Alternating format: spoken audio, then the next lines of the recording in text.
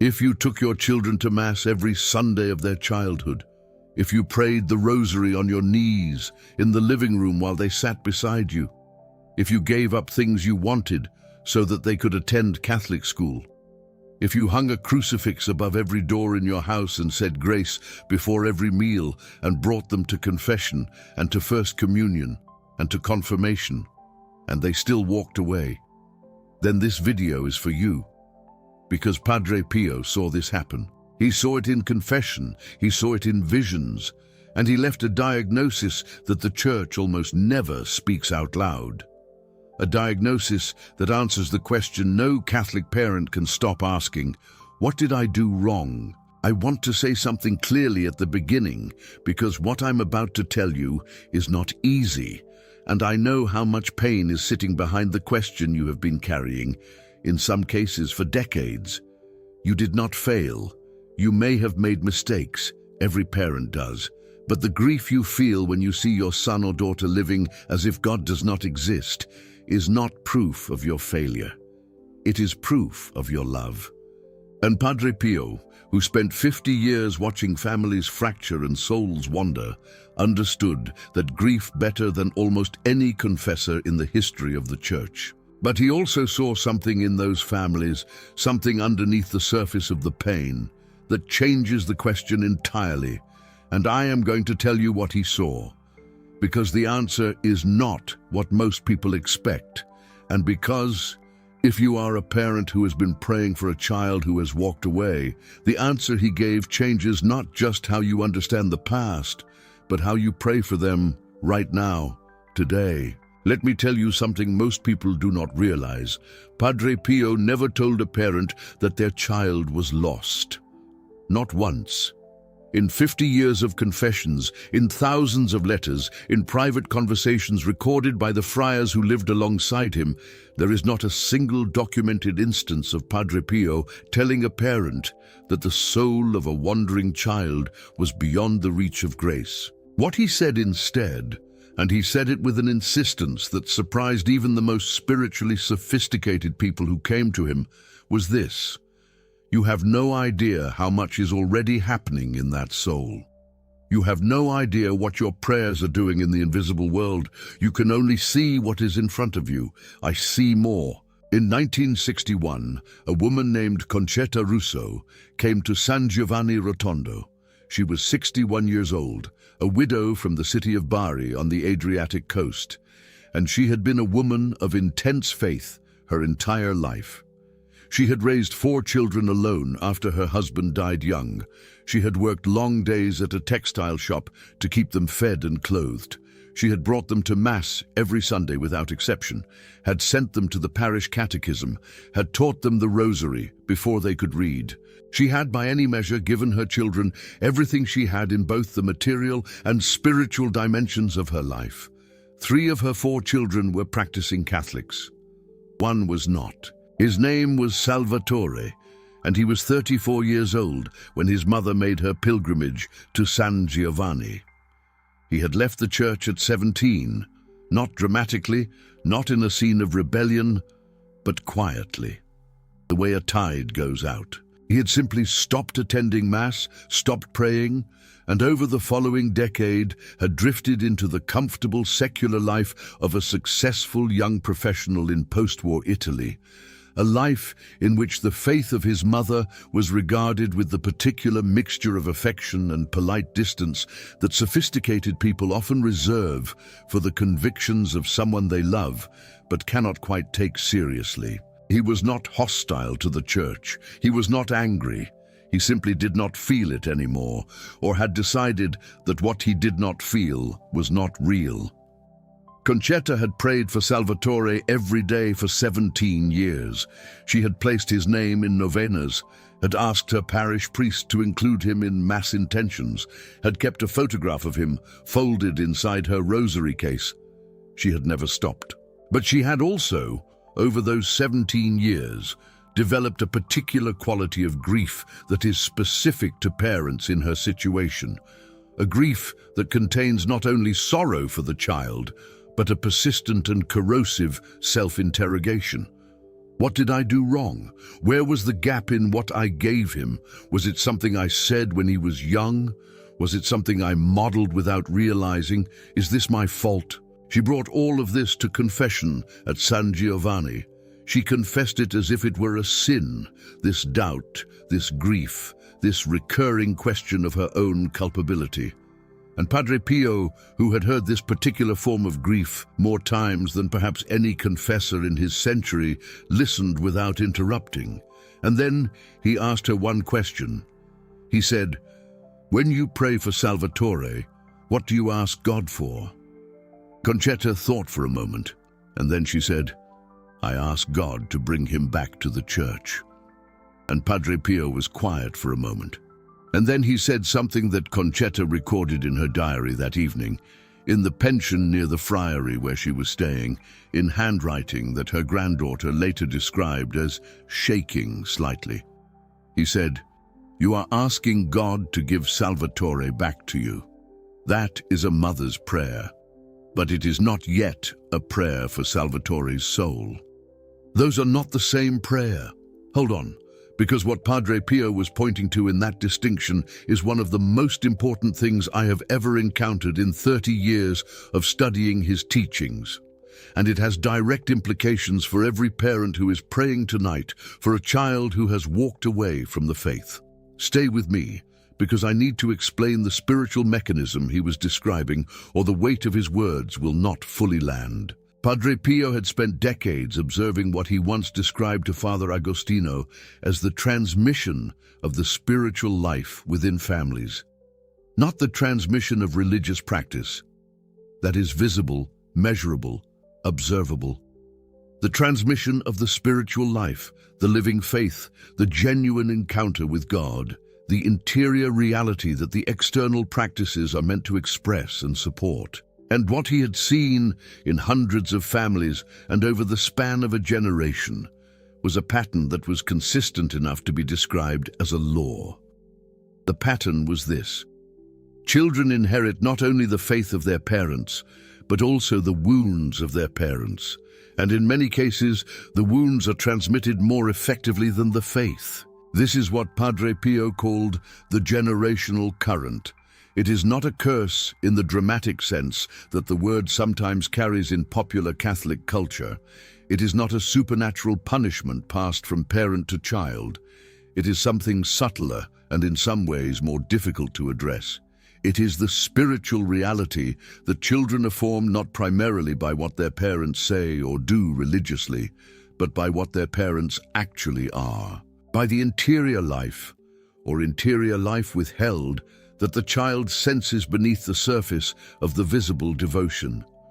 A mother who prays the Rosary every evening, but who carries a deep and unresolved resentment toward her own mother, is not simply transmitting the Rosary to her children. She is transmitting the Rosary alongside the resentment.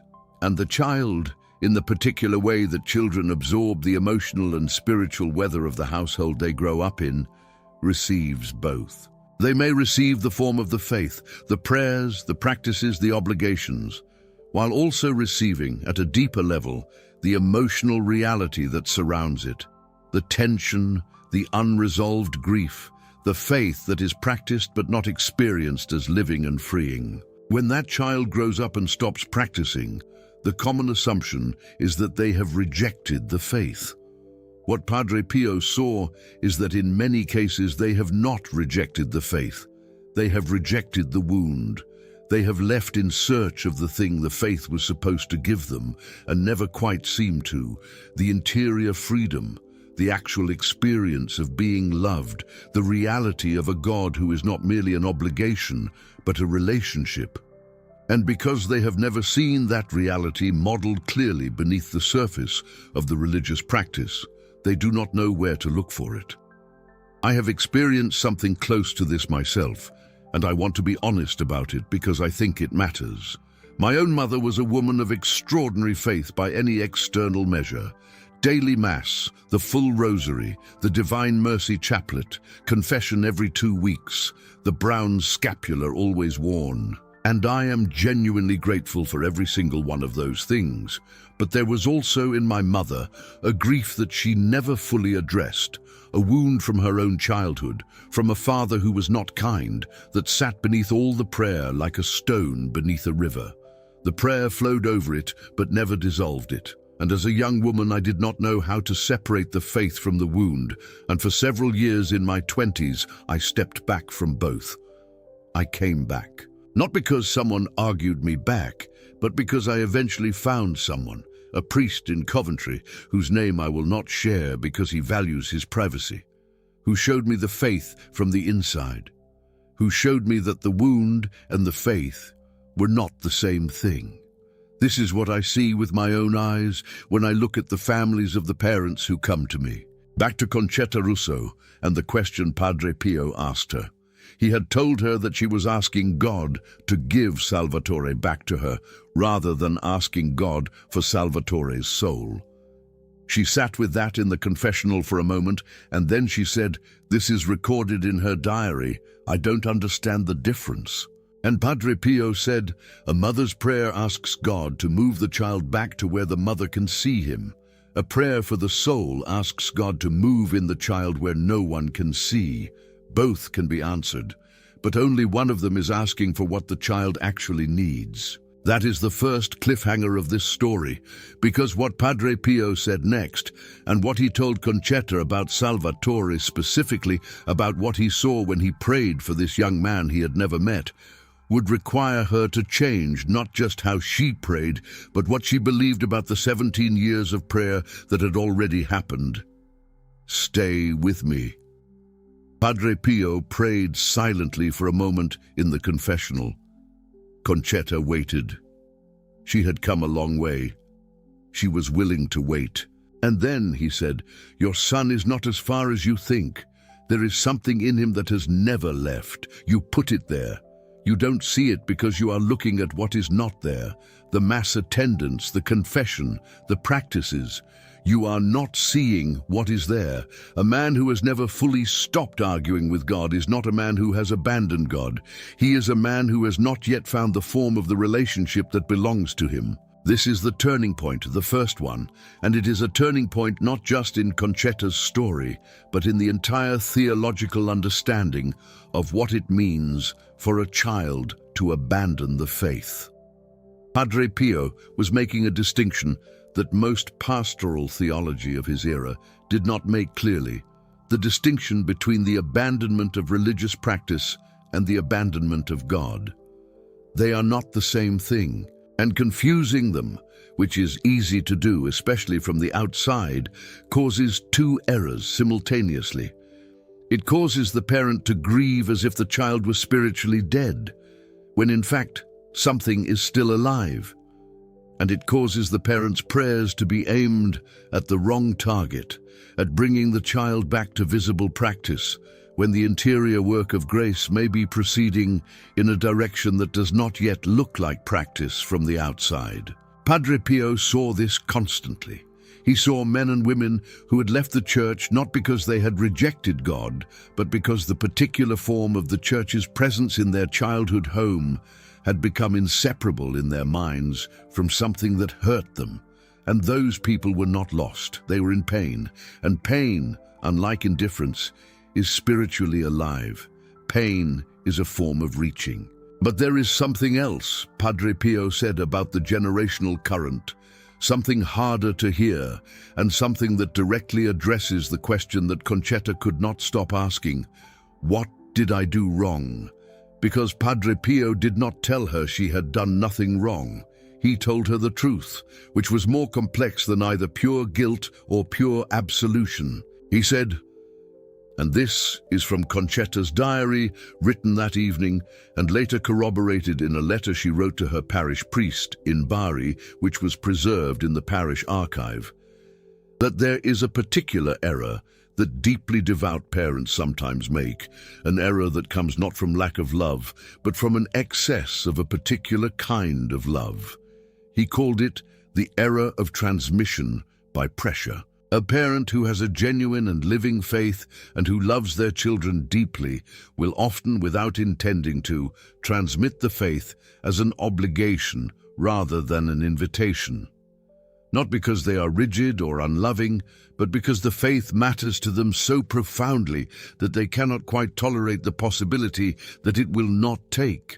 And this intolerance, this inability to allow the child to come to the faith in their own time and through their own interior encounter, creates a pressure that can have the paradoxical effect of pushing the child away from the very thing the parent most wants to give. The child feels the love, but the child also feels the pressure, and because the love and the pressure are inseparable in the atmosphere of the home, the child sometimes, in stepping away from the pressure, steps away from the love's external expression as well, without necessarily stepping away from God. This is the spiritual boomerang that Padre Pio identified in these families.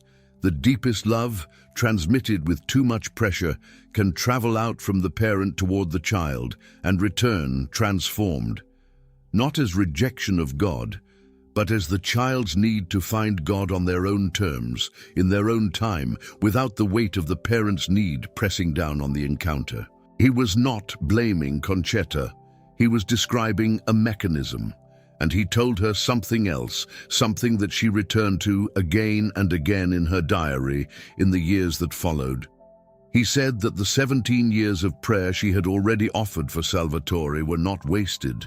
Not a single rosary, not a single mass intention, not a single morning when she had whispered his name in the silence of her kitchen before anyone else in the house was awake. None of it was wasted.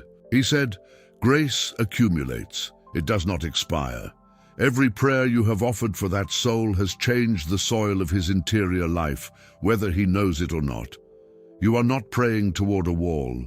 You are praying into a garden that you cannot see. What you have planted will grow. You may not see it grow. The harvest may come after you are no longer here to witness it, but it will come." And then he told her something very specific about Salvatore that she had not told him. Something private, something that she had never shared with anyone, not with her other children, not with her parish priest. A detail about Salvatore's relationship to the faith that she carried entirely alone. I'm not going to tell you what that detail was, because Conchetta did not write it in full in her diary. She wrote only that Padre Pio told her something that no one alive knew, and that hearing it from him in that confessional was the moment when she understood for the first time that she was not praying alone. That the prayers she had sent up into what sometimes felt like an indifferent sky had been received, that they were being worked with, that something was being done in Salvatore's soul that she could not see, but that was real. She wept. She did not try to stop weeping. Padre Pio waited. This moment, a mother weeping in a confessional in the south of Italy in 1961, is not a moment that appears in any official biography of Padre Pio. It is not one of the dramatic supernatural events for which he is best known. He did not levitate. He did not bilocate. No one smelled roses. It was simply a priest and a mother and 17 years of prayer finally meeting the answer they had been looking for all along. Not the answer to the prayer for the son, not yet. The answer to the question beneath the prayer. The answer that said, "You have not been praying into silence. You have been heard." When she had collected herself, he gave her a penance, not a long one. And he told her to change her prayer, not to stop praying for Salvatore's return to the church. That was a legitimate and beautiful prayer, but to add to it a different prayer, a prayer not for what she needed to see, but for what Salvatore needed to become. A prayer that trusted God's vision of her son rather than depending only on her own. Now there is one more thing I have to tell you about Conchetta and Padre Pio before we move to the part of this teaching that I believe is the most important of all.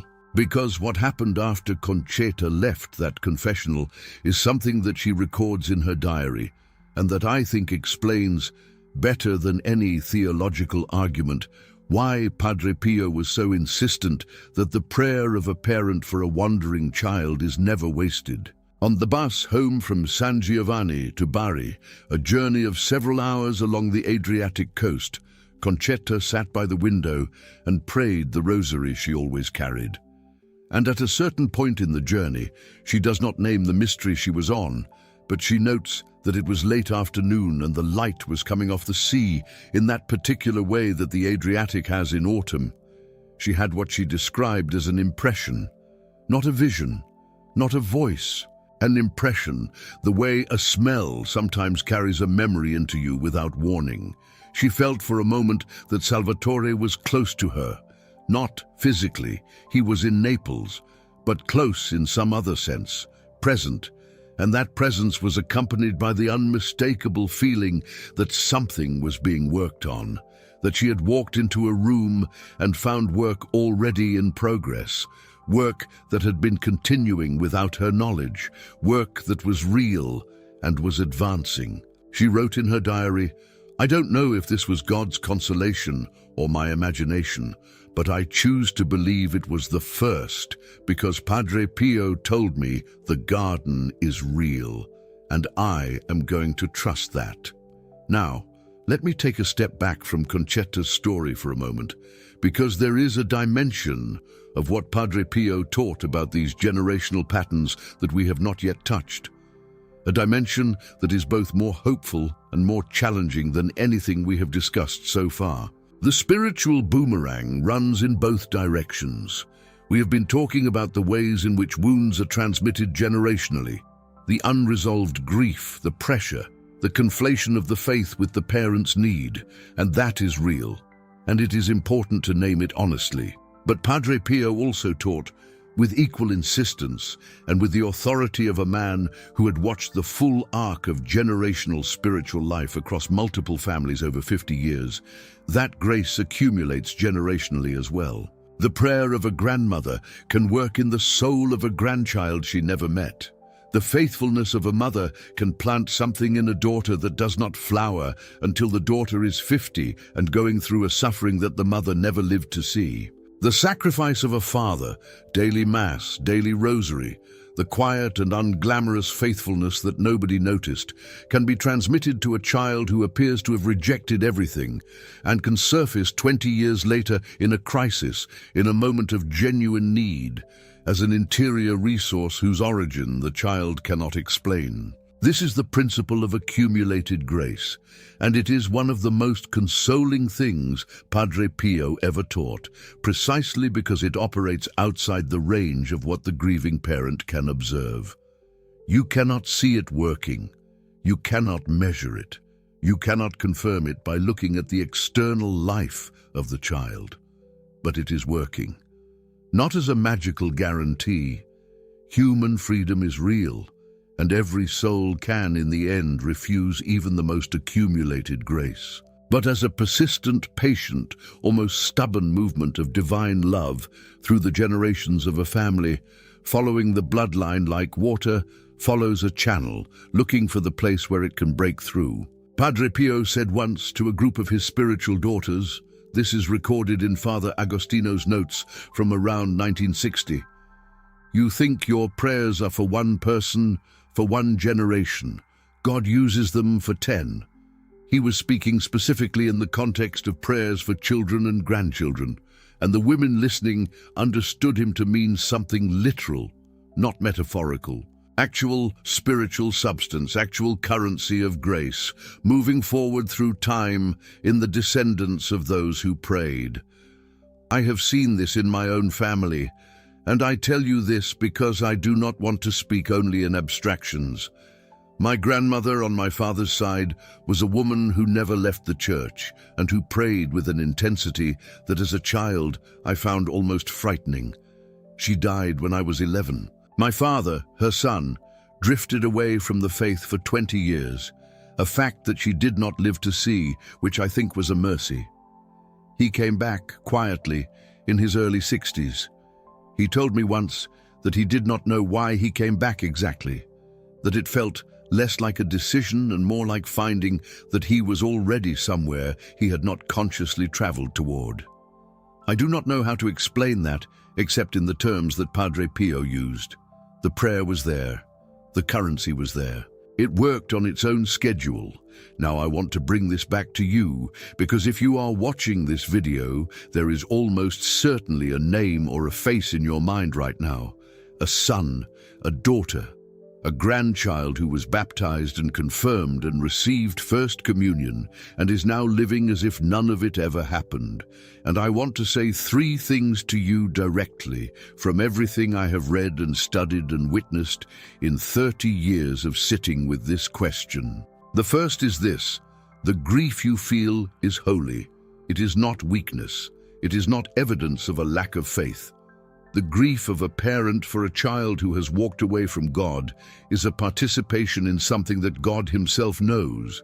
The grief of a father watching a beloved child choose absence.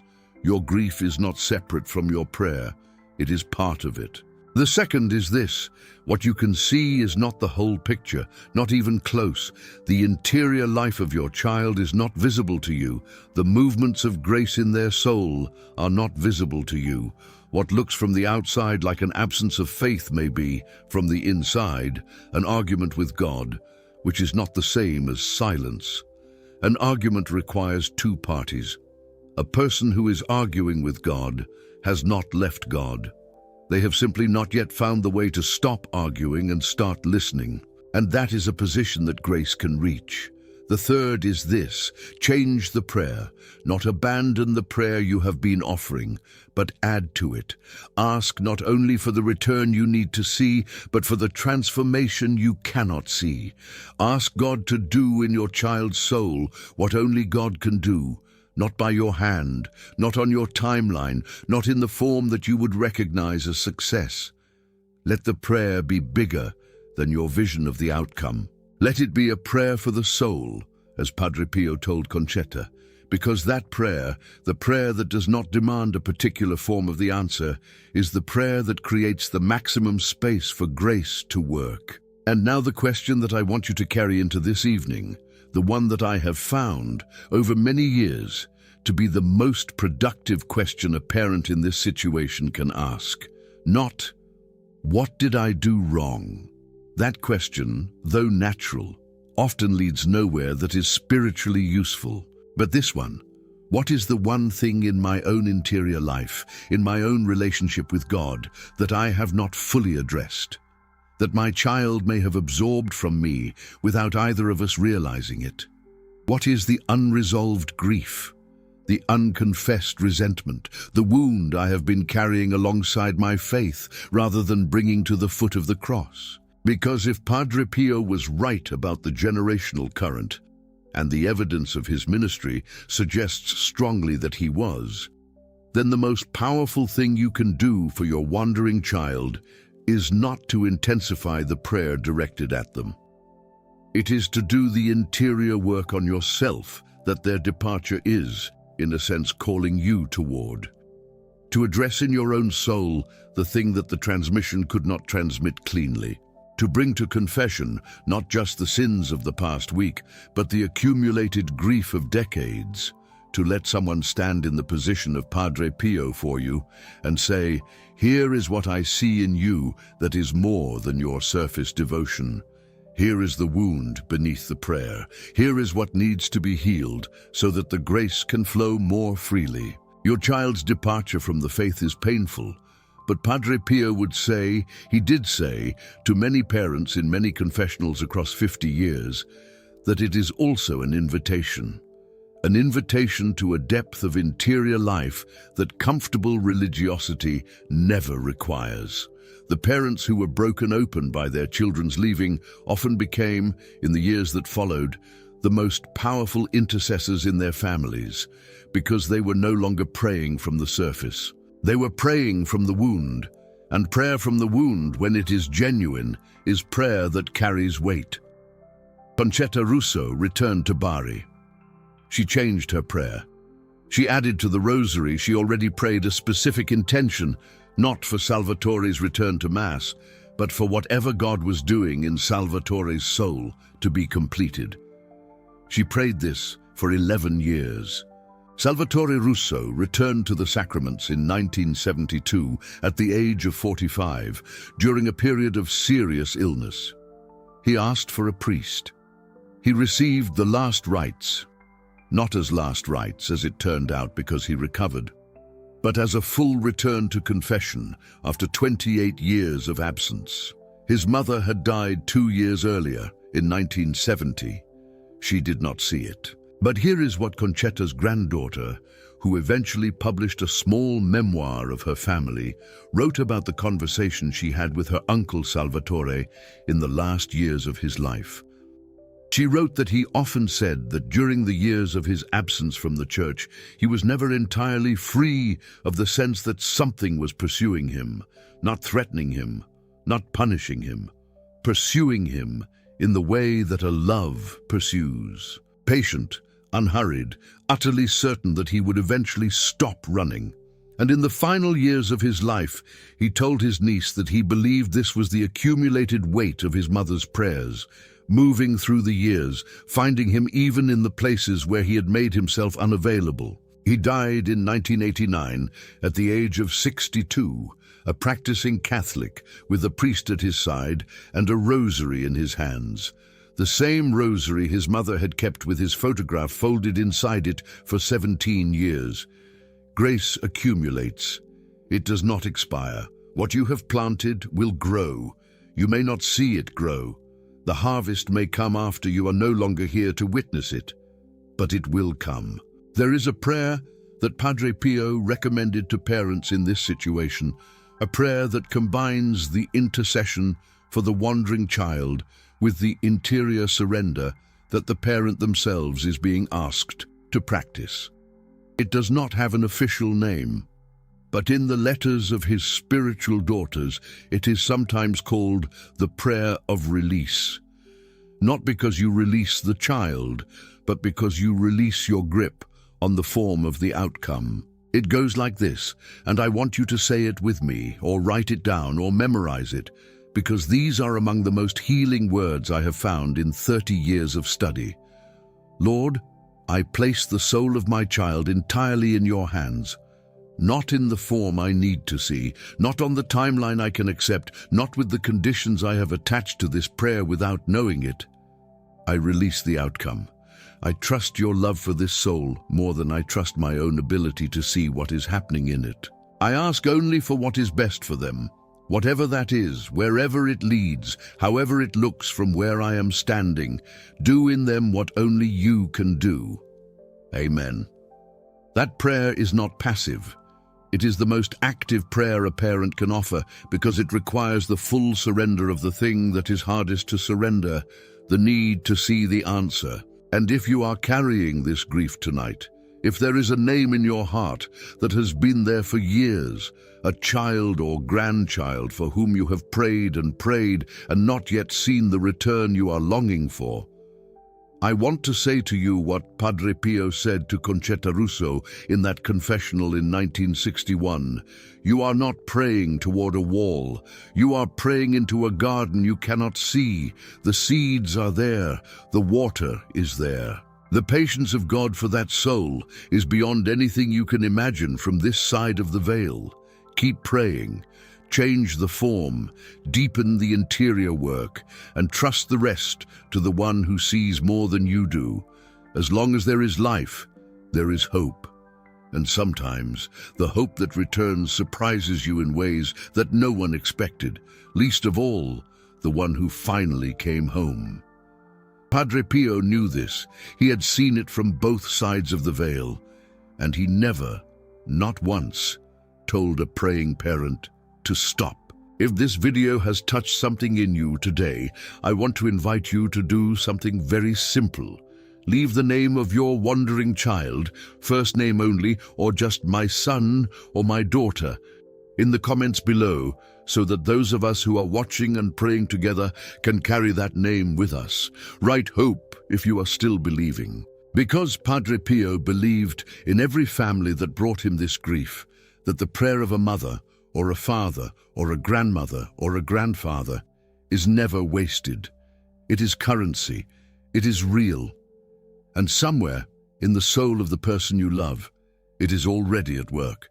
Do you have a child or grandchild who has walked away from the faith? Tell me below, and write hope if you are still praying for their return, because you are not praying alone.